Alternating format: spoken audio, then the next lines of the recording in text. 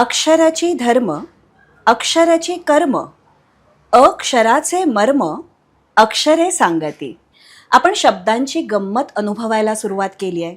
आपण सृष्टीचा परिसर न्याहाळायला सुरुवात केली आहे. आपण रंगभूमी दिनाच्या निमित्ताने नमन नटवरा या नांदीच्या रूपाने कुठेतरी रंगपूजाही आरंभिली आहे.